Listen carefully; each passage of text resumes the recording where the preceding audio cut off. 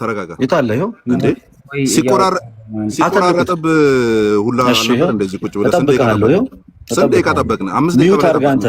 አሁን ሚውት አድርግ አንተ። ያንተ ሰዓት አይደለም የኔ ሰዓት ነው። ሚውት አድርግ ሚውት አድርግ። ዝም ብለህ ቡና አንጠጣ። ሚውት አድርግና ዝም ብለህ ቡና አንጠጣ። አሳይና ቃሌ እዴ ማፈ ነው ማውራት ባይዚ ደቂቃ ተይዞልሃል። እያወራሁ ጠብቃለሁ። ሌትስ ጎ አሳየን። ደቂቃ ተይዟል። አሳየን። መጽሐፉን ታሳየናለህ። ትገልጽልህ 5 ደቂቃ ሙሉ ጠፍተህ እኮ ነው የመጣው። ከዛ ምዕራፍ 10 ልታሳይ መጣ። ጀግና እኮ አንተ። ምዕራፍ 16 አሳይተህ ብለህ ምዕራፍ 10 ልታሳይ 5 ደቂቃ ሙሉ ቡና አንጠጣ። አርፈህ ቁጭ ብለህ ጠብቅ። ዝም ብለህ ቡና አንጠጣ አንተ። ያ ቡናዬን እየጠጣሁ ነው። ለዛ እኮ ነው ደህና እያጫወትኩ ያለሁት። ባህሩ ከበደ ወደ አንተ፣ አንተ ከበደ ወደ ቃሌ። ማስረጃ ነው እያወጣሁ እየተጠየቀልኝ አይደለም። ተው ልደት እረፍ እኮ እየተጋገዛችሁ እኮ አሳይ። ቃሌ ወሬውን ተውና አሳይ እኮ እያወጣሁ ነው። አንድ ጊዜ እረፍ እንዴ። እና የጸሐፊውን ስም መጽሐፉን እያወጣሁልህ ነው። አውጣ። ቆየሽ። አታስብ። እሺ ይኸው እየጠበቅኩ ነው። መጽሐፋን ሊያወጣው ያልከው ተናገሩ ከሆነ ይኸው አምጣና አሳየን ማን እንደሆነ ጸሐፊውን ታሳየናለህ። እሺ አንዴ ቆይ ተረጋጋ። ምንም ስበል እስቲ። እኔ እየጠበቅኩ ነው። ምንም እየጠበቅኳችሁ። ቴንክ ዩ። እሺ እየጠበቅኳችሁ። ጎሄድ። እሺ መልካም እንግዲህ እሺ። እኔ ደግሞ አንድ አሳድጉኝ አንዴ አተልቁት። ኦኬ እሺ አሳድጉት። ክፈተውና አሳየናል። እሺ የመጽሐፉን ስም አሳየን አንዴ። የመጽሐፉን ስም አሳየን። መጽሐፉንና ጸሐፊውን አሳየን። ላሳየን አንዴ። ወይ አሳየን አንዴ። እሺ አሳየን። እሺ ማን ነው የጻፈው? ሂስቶሪካል ቲዮሎጂ ይላል። የጻፈው ማን ነው? ያው ግሬጋሪሰን። ይሄ ሰው ታውቀዋለህ? ኦኬ ልደት አሳየን። ከዛ እኔ የጠየቅኩትን ጥያቄ ለእኔ ለጠየቅኩት ጥያቄ የሰጠበትን መልስ አሳየን። ሰውየው ማን ነው አይደለም የጠየቅኩህ እኔ። ሂድና አሁን ገብቶኛል። ለማሳየት ብቻ ነው የገባኸው? ለመወያየት ነው የገባኸው ወይንስ ለማሳየት ነው የገባኸው? ሆስሎ አይ አሳየኝ አልከኝ። ለመወያየት ነው የገባኸው? ደቂቃዬን አጨርስብኝ ፕሊዝ። አሳየን አሁን ግለጥና ሂድና። እሺ አሳየን። የማታውቀውን ጸሐፊ ሂድና አሳየን። አሁን ግባና አሳየን። እሺ አንዴ ተረጋጋ እንዴ። የማታውቀውን ጸሐፊ ደቂቃውን ያዙልኝ። 5 ደቂቃ አለ። ኦኬ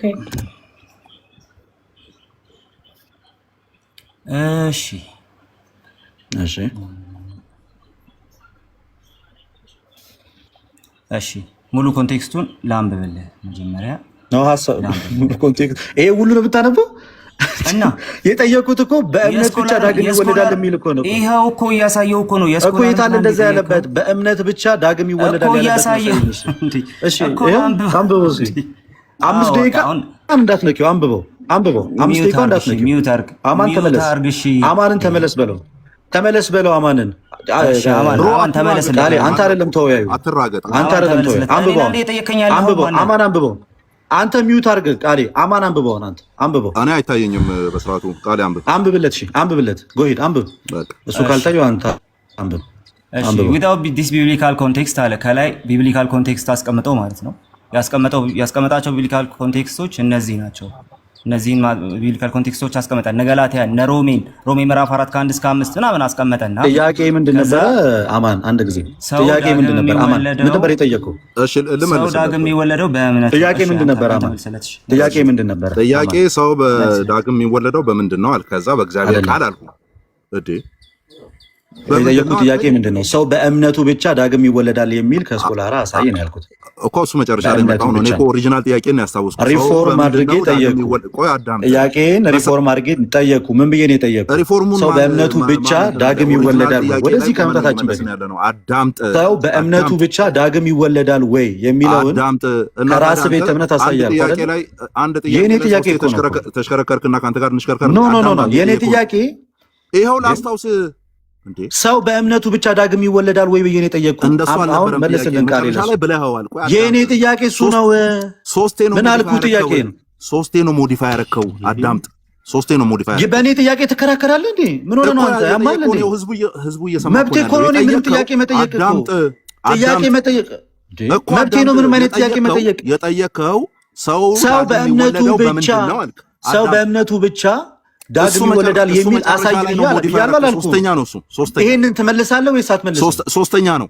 እንደ ሶስተኛ ጥያቄ አድርገው ሰውና መልስልኝ። እንደ ሶስተኛ ጥያቄ አድርገው ሲጀመር ለምን አደከምከን ታዲያ? እንደ ሶስተኛ ጥያቄ አድርገው መልስልኝ። ይሄንን እኮ ተሰየመጣው እኮ ለምን አደከምከን? አለ ወይንስ የለም? እሺ በእምነቱ ብቻ ዳግም ይወለዳል አይወለድም የሚለው አለ ወይስ የለም? አለ። አምጣ ያሁኑ ሰውዬ ጋር ግባና ቃል ያሳየን። አሁን የገለጽከው ሰውዬ ጋር አታሽከርክረን። መጀመሪያ የጠየቀ አንድ ወጥ ጥያቄ ሌላ ጥያቄ ልጠይቀው። ከዛ በኋላ መልስ የለም። ሌላ ጥያቄ አላሳየህማ።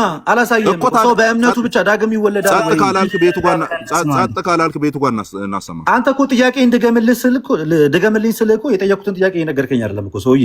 ምንድን ነው ደገምኩት እኮ። መጀመሪያ ምን ጠየቅ? ሰው በምንድን ነው የሚወለደው አልክ። በእግዚአብሔር ቃል አልኩ። በምንድን ነው የሚወለደው አላልኩ። ከዛ ከእግዚአብሔር ቃል ይወለዳል ስልህ ሰው አንዴ አዳምጠኝ ፕሊዝ። አዞርክና ጥያቄውን አዞርክና ለሶስት ተሰብስበህ ብትመጣም ምንም አትቀይረውም። ወዮ የኔ ጥያቄ ሰው በእምነቱ ብቻ ዳግም ይወለዳል። ሰው በእምነቱ ብቻ ዳግም ይወለዳል የሚል በእምነቱ ብቻ ዳግም ይወለዳል የሚል ከራስ ስኮላሮች አልኩ። ከራስ ስኮላሮች አምጣልኝ አልኩ። ሰው በእምነቱ ብቻ ዳግም ይወለዳል። ሰው በእምነቱ ብቻ ዳግም ይወለዳል። ልመልስልህ። ሚውት አድርግ እስኪ። እኩል አወራህ እኮ ሚውት አድርግ። ከአንተ ስኮላር አሳየኝ ያልኩህ እኮ። አራተኛ አንድ ጥያቄ ላይ አራት የተደራረበ ማለት ነው። ቆይ ልመልስልህ። አንድ ጥያቄ ላይ አራት የተደራረበ ጥያቄ ጠየቀ። አራተኛ አንድ ጥያቄ ነው የጠየቁህ። አንድ አይደለም። በኋላ እኮ ይደመጣል። አንድ አይደለም የጠየቀው። አራተኛው መጥቷል። አራተኛው ላይ ቆሜ ልመልስ። አራተኛ ጥያቄ አለ። ሰው በእምነቱ ብቻ ዳግም ይወለዳል። አንዱ ላይ ሞዲፋይ ያረከው አራተኛ ነው ያልኩት። እኔ አራቴ ደጋግመህ ጠይቃል አላልኩም። ወደ ሌላ ጥያቄ ልሂድ። አንዱ ላይ ሞዲፋይ ያረከው መብቴ ነው አይደል? ወደ ሌላ ጥያቄ ልሂድ። መብት ነው ሲጀመር። ጠይቀህ መቼ እንዲመለስ። ስለዚህ ያዝ። ደቂቃዬን አስጀምሪልኝ። ቪዲዮ ዘግቻለሁ። ደቂቃዬን አስጀምሪልኝ። ወደ ላይ ኦኬ ኦኬ። ደቂቃዬን አስጀምሪልኝ። ኦኬ ደቂቃዬን አስጀምሪልኝ። አሁን ስማኝ። ደቂቃዬን አስጀምሪልኝ። የምን ደቂቃ ነው ባይዘው እያወራን ያለው? አልቋል ደቂቃ። ኖ እንዴ አላሳየህም እኮ። ስለዚህ ደቂቃዬን አስጀምሪልኝ። እኔ እመልሳለሁ። መጽሐፍ ቅዱስ ላይ አላልክም ሲጀመር። ምንም ጨምርልህ ደቂቃ የለም። አንድ የቤተክርስቲያን አባት አሳየኝ እስኪ። አዳምጥ። አንድ የቤተክርስቲያን ኧረ እባክህ ደቂቃዬን አስጀምሪልኝ ልጠይቅበት። አንተ ሰው ያማል እንዴ? ምንድን ነው የምትለው? እንደውም ይበቃል። ኖ አለኝ 5 ደቂቃ አለኝ ደቂቃ አለኝ ደቂቃ። እኔ አልጠየቅኩኝም። አስቁመህ ነበር ስጠይቅ የነበረው። አስቁመኝ ነበረ። አለኝ ደቂቃ። በደቂቃዬ ልጠይቅ። አልቋል ደቂቃ። በደቂቃዬ ልጠይቅ። ደቂቃ አልቋል ብሎ ጥያቄ አትቀበልም? ደቂቃ አልቋል። በቤትህ ስለሆነ ነው እንደዚህ። ያ አየነው እኮ ደቂቃ አለኝ። ደቂቃ አለኝ። ደቂቃ አለኝ። ደቂቃ አለኝ። ልጠይቅ ጥያቄ ልጠይቅበት። ጥያቄ ልጠይቅበት። ደቂቃ አልቋል። ምክንያቱም መጀመሪያ አስቁመህ ነበር ሰርች ስታደርግ የነበረው። ስለዚህ ጥያቄ ልጠይቅበት። ከቆመበት ደቂቃ ጥያቄ ልጠይቅበት። ለአንተ ማስቆምን ወደ ሌላኛው ጥያቄ ስለሄድኩኝ ልጠይቅበት። ወደ ሌላኛው ጥያቄ አንተ አስቆምልኝ ሳትል ነው ደቂቃ አስቆምንልህ። አንተ አስቆምልኝ ሳትል ራሱ ማለት ነው። ጥያቄ ልጠይቅ ነው የምትጠይቀው ብሮ። ሰዓት አልቋል። አርፈህ ተቀመጥ። ፕሊዝ ጥያቄ ልጠይቅ። በኋላ እጠይቃለሁ። በቃ ጥያቄ ተቀበል። ይኖረናል።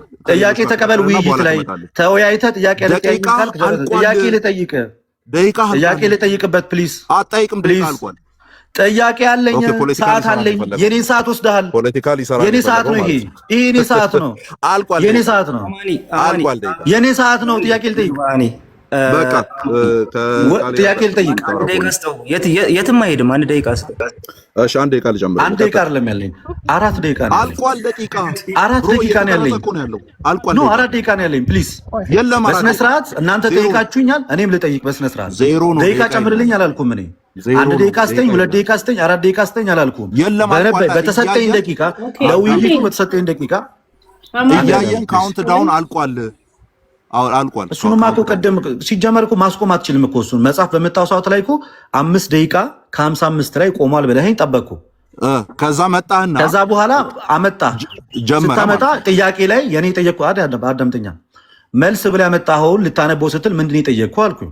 ምንድን የጠየቅኩ ስል የጠየቅኩትን ጥያቄ በስነ ስርዓት ልትነግረኝ ስላልቻልክ ወደ ቀጣይ ጥያቄ ሄዳለሁ አልኩኝ። ስለዚህ ካቆምኩበት ደቂቃ እቀጥላለሁ ማለት ነው። ወደ ቀጣይ ጥያቄ ሄዳለሁ ያልከው አሁን መጨረሻ ላይ ነው። ምክንያቱም የጠየቅኩትን ጥያቄ በስነ ስርዓት ማዳመጥና መመለስ ስላልቻልክ የህፃን ጨዋታ አታድርገው። አንዴ ቆይ አዳምጥ። አንደኛ ነገር ማስረጃ ብለህ እኔ ማስረጃ እንዳወጣ እኔ ቃሌን አውጣና አንብብዬው ማስረጃ እስኪወጣ ቅድም አንተ የሐዋርያት ሥራ ምዕራፍ 16 ማስረጃ ልታስወጣ ስትሄድ ደቂቃ እንዲያዝንልህ ፖዝ እንደተደረገው ኦኬ እዚህ ጋርም ለኔው ታይም ላይ ፖዝ ተደረገ 5 ደቂቃ ከምናምን ነበር ይዛኔ ፖዝ ሲደረግ ማለት ነው ኦኬ ከዛ በኋላ መጣና ቃሌ ከከፈተ በኋላ ደቂቃው ካውንት ዳውን ጀመረና 0 ደረሰ ማለት ነው እያወራን እያለ ስለዚህ አንተ ቅድም መመለስ ሳትጀምር በፊት ኦኬ መመለስ ሳትጀምር በፊት መነበብ ከመጀመሩ በፊት ምን አልኩ እኔ ምንድነው የጠየቅኩ አልኩ ምክንያቱም የጠየቅኩትን ጥያቄ የግድ መመለስ ስለሚኖርብህ ምን ብዬ ነው የጠየቅኩ አልኩ ስለኔ ስላልጠየቅኩት ጥያቄ ለምን 50 ደቂቃ ተወራ አያገባኝም እኔ የሚመለከተኝ ስለጠየቅኩ ጥያቄ እንድትመልስ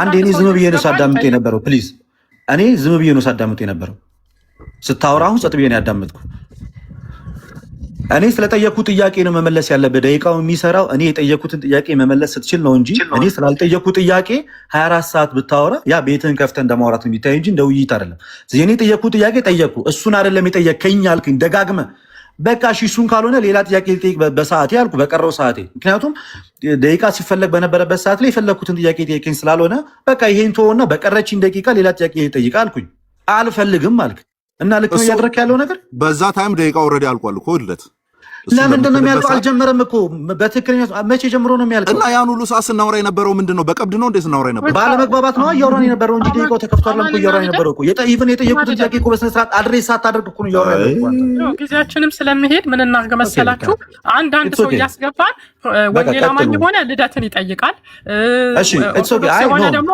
አማንን ይጠይቃል እኔ ደቂቃዬን ካልሰጣችሁኝና ካልጠየቁኝ አልጠይቅም ኖ በቃ ጨርሻለሁ ነው እትስ ኦኬ ጨርሻለሁ ባይሆን እኔና አንተ ዲቤታችንን መቼ ሀፕን ያድርግ የሚለው ነገር ነው አንተና እንደ ዳስት እየመጠበቀው አንተና አይደለ እንደ ቀንና ሰዓት አሳውቀኝ ብዬ 3 ደቂቃ ጨምራለሁ አርብ ይመቻል ያውኑ አርብ ይመቸኛል ዛሬም ይመቸኛል ማለት ነው ዛሬም ይመቸኛል ማለት ነው እርግጠኛ ነህ እሺ 3 ሰዓት ላይ መልካም እሺ ደቂቃ 3 ደቂቃ እሱ ኦኬ I don't need your time ልደት 3 ደቂቃ ተጨምሮላል አልፈልግም ውሰዱት ምንድን ነው እየሆነ ያለው ልጅ it's me እኔ ነኝ ራሴን እዚህ እናንተ ማለት ዲስክሬስ ያደረኩት ጭራሽ ግሬስም ነበረ ዲስክሬስ ተደረክ ምኑ ማፈሪያ ነው በእግዚአብሔር ሉክ አንዴ ያሳድጉኝ አንዴ እሺ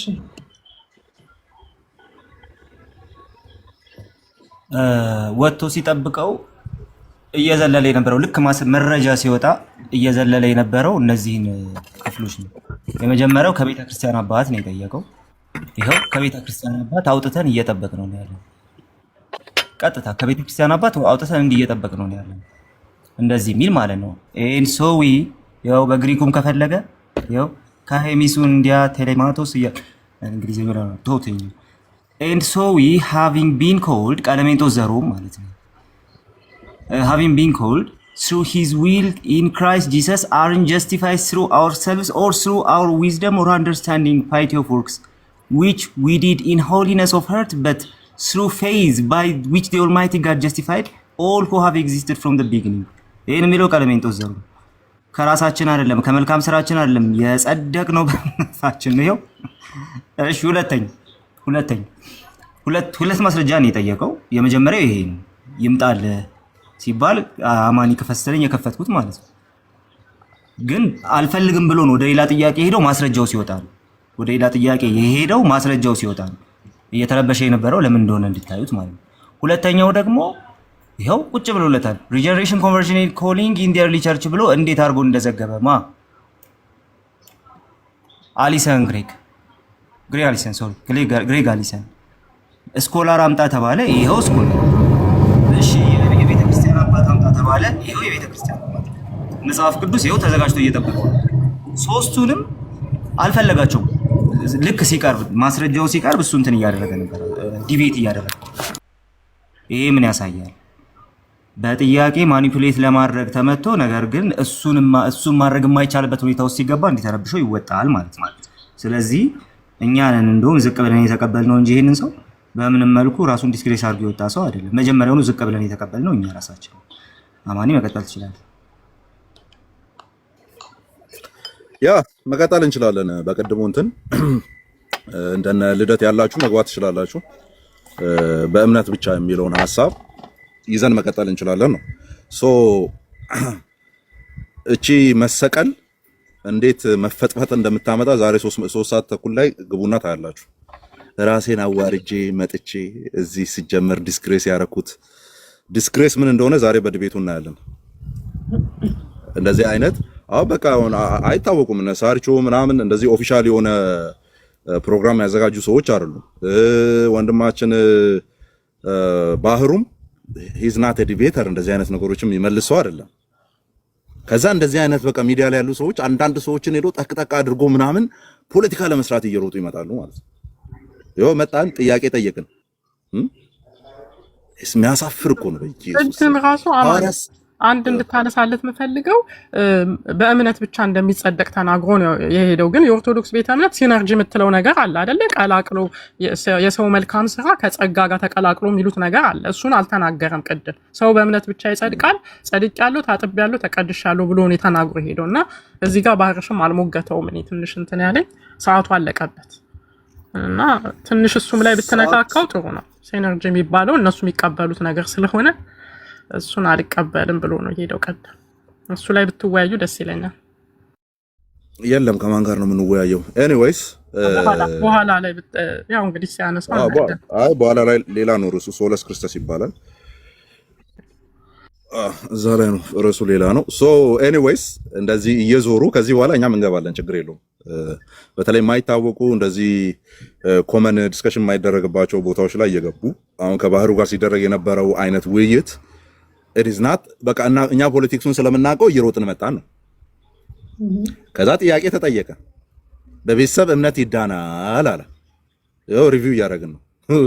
በቤተሰብ እምነት ይዳናል ማስረጃ ከመጽሐፍ ቅዱስ። አስተውላችሁ ከሆነ ከመጽሐፍ ቅዱስ ሲባል ቆይ አባቶችን ላምጣልህ ይላል። እሺ ከአባቶች ሲባል ለምን ከመጽሐፍ ቅዱስ አላመጣልህም ይላል። የሳሙና መንፈስ ማለት ነው። እንደዚህ ስትይዙ የሚያሟልጭ አንዱን ስትይዙ አንዱን ያሟልጫል። አባት ከተባልክ አባት ጥቀስ፣ ከሌለ የለህም። መጽሐፍ ቅዱስ ከተባለ መጽሐፍ ቅዱስ ጥቀስ፣ ከሌለ የለህም። ኦኬ የለህም። ስለዚህ ተጠየቀ ማለት ነው። ከመጽሐፍ ቅዱስ አምጣ ሲባል ሐዋርያት ሥራ ምዕራፍ 16ን አመጣ፣ የሊዲያን ታሪክ። ኦኬ እሱን ክፍል ይዞ በእሷ እምነት ቤተሰቧ ዳነ ብሎ ያብራራል ማን ነው? ዮሐንስ አፈወርቅ። እሺ ሐዋርያት ሥራ ምዕራፍ 16 መሆኑን አሳየኝ ግባና 5 ደቂቃ ተሽከርክሮ መጣና ምንን አሳየን? ምዕራፍ 10ን ይከፍትልኛል እዚሁ ቁጭ አድርጎኝ ማለት ነው። ምዕራፍ 10 ነውር የለም ወይ? የበላው ደቂቃ ስደው አያስገሳም? የበላው ደቂቃ ያን ደቂቃ ነው በሌለበት ላይ አሁን እንትን ማለት ይሄ ፌር ነው። አዳም እሱ ነው ጥሎ የወጣው። መብታችን ነው፣ እኛ እናወራለን። አስወርጁ ውረድ በቃ እሱ ነው ጥሎ የወጣው። ተመልሶ ውይይቱ ላይ ነው የተወያየነው። እሺ ውይይት የተደረገው ውይይት ላይ ነው የተወያየነው። እሱ ነው ጥሎ የወጣው። ይቀመጥ ከፈለገ ይምጣና እሱ ባለበት እናወራለን። ጥሎ ለወጣ ሰው ሪስፔክት አድርገ ነው እንትናችንን አናቆም። ኦኬ ወሬያችንን እሱ ነው ጥሎ የወጣው። ጥሎ ስለወጣ ደግሞ እንቀጥላለን ነው እኛ። ስለዚህ ቁጭ ብለን ጠበቅን ምን ያመጣል ብለን ምዕራፍ 16 አይ ቲንክ ቁጥር 9 ምናምን አካባቢ የሊዲያ ታሪክ ላይ ያለውን ያንን ዮሐንስ አፈወርቅ ያብራራበትን እሱን እየጠበቅን ነበር። ምዕራፍ 10ን ይከፍትልኛል እዚህ ቁጭ ብሎ ተረጋጋ እያለ ደቂቃን ሁሉ በላ። የእሱ ደቂቃ ሲሆን ግን እኔ እያስቆምኩለት ነበር። አይታችሁ ከሆነ የእሱ ደቂቃ ሲሆን እኔ እያስቆምኩለት ነበር። ያማን በመልካም ስራ ድነትን ታስቀጥላላችሁ ያለ አባት አንድ ጥቀስ። ሁሉም ብለዋል አለ አንድ ጥቀስ። እንደውም ከመጽሐፍ ቅዱስ ልጀምርል። ከመጽሐፍ ቅዱስ አላልኩም፣ ከአባት ጥቀስ። የለም ሶ ምዕመናን እንደዚህ ኮመን ያልሆኑ ቤቶች ላይ የዞሩ እንደዚህ አይነት ድራማ የሚሰሩ ከሆነ ለእኔና ለቃሌ የፈጠነ ቪዲዮ ላኩ ማለት ነው። ላይቭ ምናምን ላኩ፣ እየሮጥን እንመጣለን። ፖለቲካ አይሰሩም። ይሄን ይመስላል። ቀጥል ቃሌ ካለ መዳን በእምነት ብቻ አይደለም ካለ አንድ ሰው አይ የዳንኩት ከእምነት ውጪ በሆነ ነገር በሌላ ኤሊየን የሆነ ነገር ነው ብሎ እየነገረን ያለው። ውይይቱም ደግሞ የተጠናና የተመረጠ ውይይት ነው። እንዴት ተደርጎ እንትን እንደተባለ ዲቤት ላይ ምንጊዜም ቢሆን ዲቤትን በተመለከተ ስናወራ የምናወራው ነገር ከእንትን ብቻ አይደለም። ይህም በቀደም እያልኩ ነበር፣ በእውቀት ብቻ አይደለም። እውቀት አንድ ነገር ነው። ወሳኙ ነገር አንዱ እውቀት ነው። ሁለተኛው ነገር ግን በቃ የዲቤት ልምድ ይፈልጋል። ዲቤት ጸጋ ነው ራሱ። ስለዚህ የዲቤት ጸጋ ይፈልጋል። በቃ አንድን አርጊውመንት እንዴት ነው ዲስማንትል የማደርገው የሚለውን ነገር ማየትም ይፈልጋል። ስለዚህ እንደዛ አይነቱ ስኪል የሌላቸውን ሰዎች በማስተማር ጊዜያቸውን የሚያሳልፉ ሰዎችን በቃ በአጠቃላይ ላይ ናቸው። ሌላ ስራ የሆኑ ሰዎችን በቃ ማስተማር፣ ማነጽ ወይ ደግሞ መመገብ ምናምን የሆኑ ሰዎችን ለዲቤት መጥራት እንደነ ልደት አይነት ሰዎች የሚፈልጉበት ትልቁ ምክንያት ይሄ ነው። ይሄኛውን ክፍተት ለመጠቀም እንዲመች ማለት ነው። ቅድም እንዳለችው ቮይስ ኦፍ ማውንት ሳይን ልክ እንደዛው አንድ ነገር አነሳ ልደት። እሱም ደግሞ ሰው በእምነት ነው የሚድነው እንላለን፣ በእምነቱ ነው እንትን የሚለው እንላለን። በእምነቱ ነው እኮ በእምነቱ ከሆነ እኛ እኮ እምነት ብቻ እያልን ያለነውን ነገር ሲምፕሊ እኮ አስቀምጣችሁታል ማለት ነው። ኦኬ ሲጀመር እምነት ብቻ ስንል ጽድቅ በእምነት ብቻ እያልን ያለ ነው። ይህንን መጽሐፍ ቅዱስ ሮሜ ምዕራፍ 3 ላይ ጽድት አድርጎ አስቀምጦታል። ሮሜ ምዕራፍ 4 ላይ በደንብ አድርጎ አስቀምጦታል። አርጌንስ ያስቀምጠውን ሮሜ 3:28ን አርጌንስ እንዴት እንዳብራራው ላሳያችሁ። በቃ በእምነት ህግ ነው እንጂ በስራ ህግ አይደለም። ሰው ያለ ህግ ስራ በእምነት እንዲጸድቅ እንቆጥራለን የሚለው ማለት ነው። ሮሜ 3:28ን ሲያብራራው አርጌንስ እንደዚህ አለ፣ ሐዋርያው የሚናገረውን ሁሉ በትክክለኛው መንገድ ማስረገጥ የኛ ስራ ነውና ይህን ለማድረግ ማለትም ከስራ ተለይተን በእምነት ብቻ የሚጸድቅ ማን እንደሆነ ለመረዳት እንሻለን። ከስራ ተለይተን በእምነት ብቻ የሚጸድቅ ማን እንደሆነ ለመረዳት እንሻለን። ምሳሌ የሚያስፈልግ ከሆነ ለመዳን ክርስቶስን ለምኖ ዛሬ ከኔ ጋር በገነት ትሆናለህ የተባለውን በመስቀል ላይ ያለውን ሌባ ማየት በቂ ነው። ሰው የሚጸድቀው በእምነት ነው። የህግ ስራ ለዚህ ጉዳይ ምንም አስተዋጽኦ አያበረክትም። አማኙን ሊያጸድቅ የሚችል እምነት ከሌለ የህጉ ስራዎች ምንም ያህል ቢኖሩም በእምነት ላይ የተመሰረቱ አይደሉም። እነዚህ ስራዎች በራሳቸው ጥሩ ቢሆኑም እንኳ እምነት በመጉደሉና ይህ እምነት በእግዚአብሔር የጸደቁ ሰዎች ምልክት በመሆኑ አድራጊውን ሊያጸድቁት አይችሉም ማለት። ስለዚህ ከስራ ተለይቶ በእምነት የሚጸድቅ ማን እንደሆነ ለመርዳት እንሻለን። ማን ነው? በክርስቶስ የሚያምን ነው። ማን ነው? በክርስቶስ ላይ እምነቱን የጣለ ነው። አምብሮሲያስተር ሮሜ 4ን ሲያብራራ ሮሜ 4 እንግዲህ ለማይሰራ ኃጢአተኛውን በሚያጸድቅ ለሚያምን ሰው እምነቱ ጽድቅ ይቆጠርለታል ብሎ የሚናገር ጥቅስ ነው። ይህንን ሲያብራራ እንደዚህ ብሎ ተናገረ። ይህ የሚያመለክተው በኃጢአት ስለታሰረ የህጉን ትእዛዝ የማይከተለውን ሰው ነው ይላቸዋል። ስለዚህ በቃ በኃጢአት ታስራችኋል፣ የህጉን ትእዛዝ መከተል አትችሉም። ስለዚህ ጳውሎስ ይህን የተናገረበት ምክንያት የህግ ስራን ሳይሰራ በክርስቶስ ለሚያምን ኃጢአተኛ ሰው ማለት ማህዛብ ልክ ለአብርሃም እንደተቆጠረለት ሁሉ እምነቱ እንደ ጽድቅ ስለሚቆጠርለት ነው። ታዲያ አብርሃም የጸደቀው በህግ ስራ ሳይሆን በእምነት ብቻ ሆኖ ሳለ እኔ አይደለሁም ያልኩት፣ ፕሮቴስታንት አይደለም ያልኩት። ታዲያ አብርሃም የጸደቀው በህግ ስራ ሳይሆን በእምነት ብቻ ሆኖ ሳለ አይሁዳውያኑ በህግ ስራ እንደሚጸድቁ እንዴት ሊያስቡ ይችላሉ? ስለዚህ ኃጥአን በአምላክ ፊት በእምነት ብቻ ሲጸድቁ ህጉ አያስፈልግም። ይህንን ማን ያለው? ፕሮቴስታንት ነው ያለው? አይደለም። ይህንን እንግዲህ ዝም ብዬ በውይይት መልኩ ለወንድም ልደት ባቀርብለት ሲምፕሊ ኑፋቄ ነው የሚል ማለት አንድ የቤተ ክርስቲያን አባት ኑፋቄ ያስተምራል ብሎ ሊወጣ ነው ማለት ነው። ሉክ ታዲያ አብርሃም የጸደቀው በህግ ስራ ሳይሆን በእምነት ብቻ ሆኖ ሳለ አይሁዳውያኑ በህግ ስራ እንደሚጸድቁ እንዴት ሊያስቡ ይችላሉ? ስለዚህ ኃጥአን በአምላክ ፊት በእምነት ብቻ ሲጸድቁ ህጉ አያስፈልግም። ይህንስ እያለ ያለ አምብሮሲያስተር ጄሮም ገላትያ 3:16ን ሲያብራራ ገላትያ 3:16 ላይ ሐዋርያው ጳውሎስ የተናገረውን ነገር ሲያብራራ 2:16 ሲያብራራ ነገር ግን ሰው በኢየሱስ በማመን እንዲጸድቅ እንጂ በህግ ስራ እንዳይሆን አውቀን ስጋን የለበሰ ሁሉ በህግ ስራ ስለማይጸድቅ እኛ ራሳችን በህግ ስራ ሳይሆን በክርስቶስ እምነት እንጸድቅ ዘንድ በኢየሱስ ክርስቶስ አምነናል። ለእኛ ይሄ በቂ ነው። ይሄን አንብበን በቂ ነው። ነገር ግን ጄሮም ደግሞ እንደዚህ ይላል። ይህም 4ኛ እና 5ኛ ክፍለ ዘመን ላይ ያለ አባት ነው። አንዳንዶች ጳውሎስ በክርስቶስ በማመን እንጂ በህጉ ስራ ማንም አይጸድቅም ማለቱ ትክክል ከሆነ ከክርስቶስ በፊት ይኖሩ የነበሩት አባቶች ነቢያትና ቅዱሳን ፍጹማን አይደሉም ይላል። ነቢያትና ቅዱሳን ፍጹማን አይደሉም ይላል። ለእነዚህ ሰዎች ይህን ልነግራቸው ይገባል። ጽድቅን አላገኙም የሚባሉት ሰዎች ራሳቸው በስራ ብቻ እንደሚጸድቁ በእምነት ብቻ እንደሚጸድቁ ያመኑ ነበር። ይሁን እንጂ ከረጅም ጊዜ በፊት የኖሩት ቅዱሳን አብርሃም ክርስቶስ እንደሚመጣ አስቀድሞ እንደተመለከተ ሁሉ እነርሱም በክርስቶስ በማመን ጸድቀዋል በማለት ይናገራል። ስለዚህ አሁንም እኛ እምነት ብቻ ስንል ምን እያልን ነው የሚለውን ነገር በዚህ መንገድ ያስቀምጡልን። ክሪሶስቶም ፊልጵስዩስ 3:9ን ሲሰብክ 12ኛ ሆሚሉ ላይ እንደዚህ ይላል፣ ጽድቅ የሚገኘው ከእምነት ነው። እንግዲህ ፊልጵስዩስ በጣም ታውቃላችሁ እንትን ያደረገ ነገር ነው፣ ግልጽ የሆነ ነገር ነው የሚናገር። እንደዚህ ይላል፣ ስለ እርሱ ሁሉን ተጎዳው ክርስቶስን አገኝ ዘንድ በክርስቶስ በማመን ያለው ጽድቅ ማለት በእምነት ከእግዚአብሔር ዘንድ ያለው ጽድቅ እንጂ ከሕግ ለእኔ ያለው ጽድቅ ሳይሆንልኝ በእርሱ እገኝ ዘንድ ሁሉን እንደ ጉድፍ እቆጥራለሁ እያለ ይናገራል። ከእግዚአብሔር ያለው ጽድቅ እንጂ ከሕግ ለእኔ ያለው ጽድቅ ሳይሆንልኝ እንደዛ እንዲሆን ሁሉን እንደ ጉድፍ እቆጥራለሁ። እሺ ሁሉን እንደ ጉድፍ ስትቆጥር ዮሐንስ አፈወርቅ እንዴት ተረዳ? 12ኛ ሆሚሉ ላይ እንዴት ተረዳ? እንደዚህ ነው፣ ጽድቅ የሚገኘው ከእምነት ነው። ይህ ማለት እርሱም የእግዚአብሔር ስጦታ ነው ማለት ነው። ይህ ጽድቅ የአምላክ ስጦታ ስለሆነ ለእኛ የማይገባን ስጦታ ነው። የእግዚአብሔር ስጦታዎች በራሳችን ጥረት ከምናገኘው ከማንኛውም ስኬት ይበልጣሉ።